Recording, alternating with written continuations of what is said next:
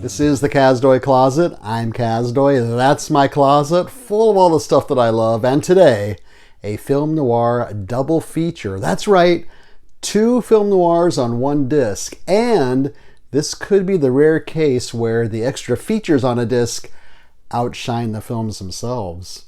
Let's check it out. And just like that, here we are outside shooting the rest of this episode al fresco. The first film in our double feature is The Guilty. This is from 1947, a brisk 71 minutes long, beautiful black and white. This begins with a man walking down the street wearing a trench coat.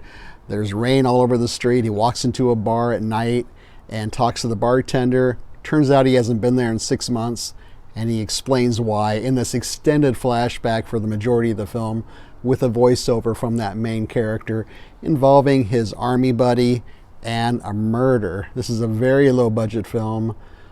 They shot it in 2 weeks. I think they used maybe 5 different sets for the film, and that's about it. Almost everything in this film is revealed through dialogue. So it's very talky. You're not going to see a lot of action sequences or anything like that, or montages. Everything's through the dialogue. There's several noir elements in this film. Of course, the dialogue from the main character, very hard-boiled, sharp, cutting, quick and to the point, a little bit of slang here and there I never heard of before. He's mainly the one who's speaking that way. There's a troubled vet, that's his army buddy. You see that in several film noirs. I guess he used to call it shell shock, so he has these bouts of trouble with his head, and he's not sure if he did something or where he was that night, and so that's a major element in this film. There's a murder, another common noir element, and a possible femme fatale, and a few twists in this film, including a surprise ending, which at the end I thought, does that make sense? I'm not sure if that adds up or not, so I'd have to watch it again to see if it all made sense, but I didn't watch it again. So visually, you're not going to see any wow moments, no really striking noir cinematography, no set pieces, nothing like that. It's pretty straightforward, like I said, pretty low budget, shot mostly indoors, and a lot of dialogue. And it's okay, it's fine, it's entertaining. I'm going to give this one 3 trench coats out of 5. Now, let's look at our second feature. Our second feature is High Tide. This is again from 1947, a brisk 72 minutes, beautiful black and white once again. This one begins with a crashed car at the shoreline of a beach, and there's 2 men involved. One is kind of crumpled over in the front seat.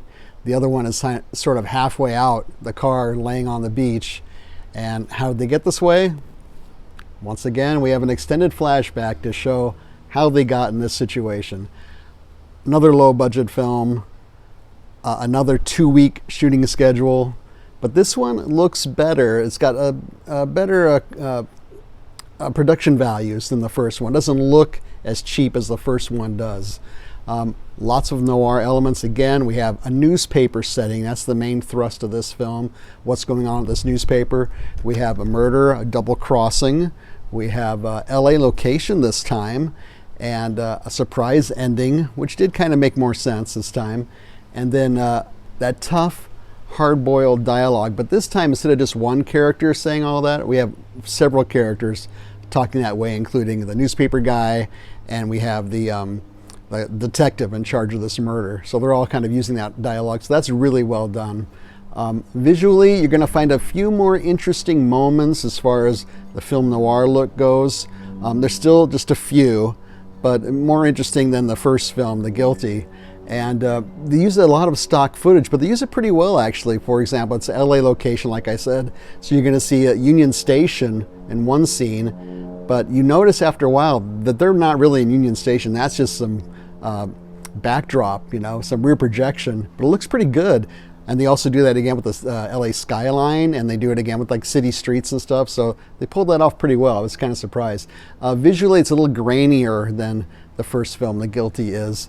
But, the funny thing is both films have characters doing pretty dumb things. Like in the first one, The Guilty, there's a major piece of evidence of this murder, and the cop walks in, sees it, just kind of tosses it aside. He doesn't even bother looking at it, and it's obvious what this thing is.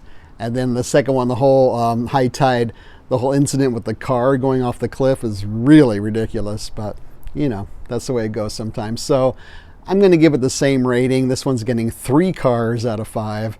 Again, it's not the most memorable film noir I've seen, but it's a fun ride and it'll get you there. Now, let's take a look at the extras on this disc.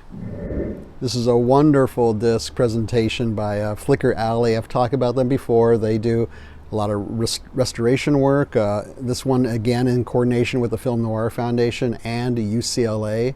The aspect ratio is 4:3, I believe, on both these films. So you're going to get a square picture with the bars, the black bars on either side of the picture. And the video quality is fine, picture quality is fine, the audio is fine. I did mention High Tide, a little grainier and a little softer than The Guilty is. So we get a booklet. Oh, well, first of all, you get 2 discs. You get a DVD and a Blu-ray. You get a very nice booklet with the little old school, very pulpy cover for The Guilty. And then you flip it over, and there it is for Night Tide. And the same thing goes with the booklet. You have to flip it over to read about each one. Booklet's very nice, it's a little over 20 pages, glossy. Some lobby cards, some stills. There are some essays about the film, more artwork, very nicely done booklet. And you also have that same old artwork reversible sleeve. You can move the sleeve around and you get the artwork for both films on the other side of the sleeve. And let's see, the extras. Well, first of all, let me say the extras have subtitles. And I've talked about that before. It's kind of a pet peeve.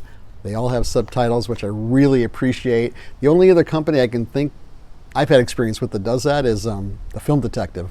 So I like that because sometimes late at night, I don't want to wake people up watching this stuff, so I can, the subtitles help out a lot in that regard. It starts with an intro by the man himself, the Czar of Noir, Eddie Muller. He introduces both films. This is about 10 minutes long. He talks about B movies and makes the point, very interestingly, I think, that a B movie has sort of the stigma of being a bad movie, or the connotation of being a bad movie, when really it just means it's a lower budget film. But sometimes that pushes them to force them to be more creative.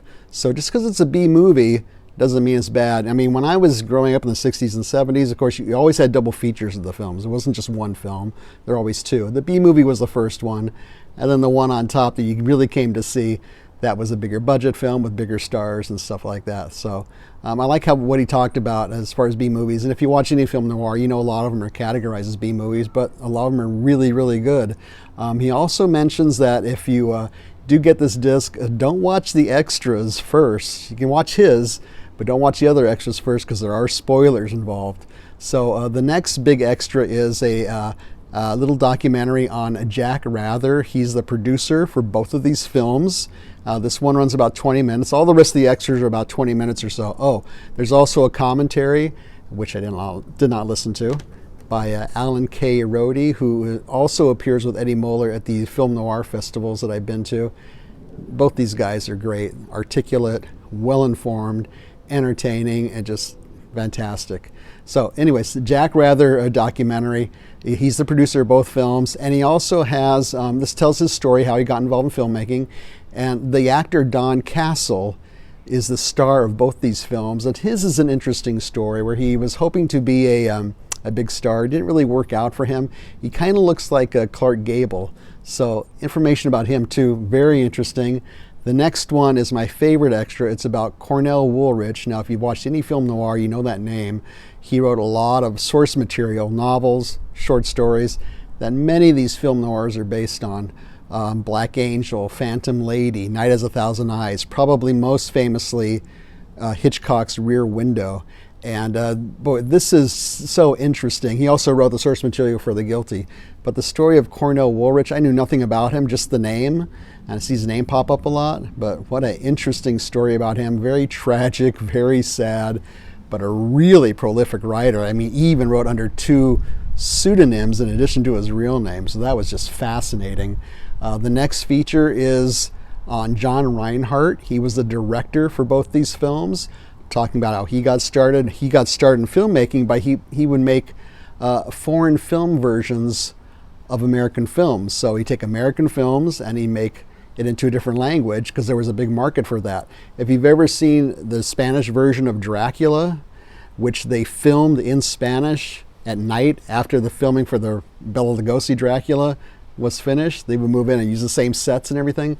It's kind of that idea. There was a market for American films in a different language. That's how he got started, and he directed both these films.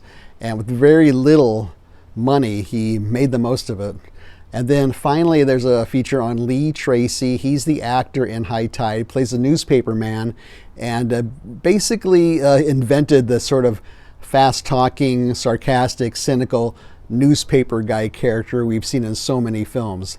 That one is hosted by Imogen Sarah Smith, who is absolutely one of the favorite of everybody as far as film noir goes, and she's so knowledgeable. She's written several books, one on film noir, one on Buster Keaton. She's just great. She writes for a lot of different things. I have a crush on her, and she's just fantastic. And all these extra features, these little documentaries that run about 20 minutes each, they all include people like her, people like Alan K. Rode, Eddie Muller, film critics, relatives of the people like the producer and the director talking, and clips while they're talking from the films and other films too. So it's not just talking heads like you see in a lot of extras. So these are really well done. So, easily for the disc itself, 5 stars, even though the films I'm only giving 3 stars each. So where can you see these? Good luck finding these. TCM has shown them in the past, so they might show them again. Maybe check out the website. They might even be on YouTube. I didn't really check, but I don't see it anywhere else. I don't think the library is going to have them. I think they're a little too obscure at this point. So Guilty and High Tide, nice double feature. Flickr Alley is going to have a sale, I believe, pretty soon. This is October, so I think November or December, maybe Black Friday or something, they'll have a sale. So if you're a noir fan, I say pick it up. Even though the films are just okay, the extras you're gonna really like a lot.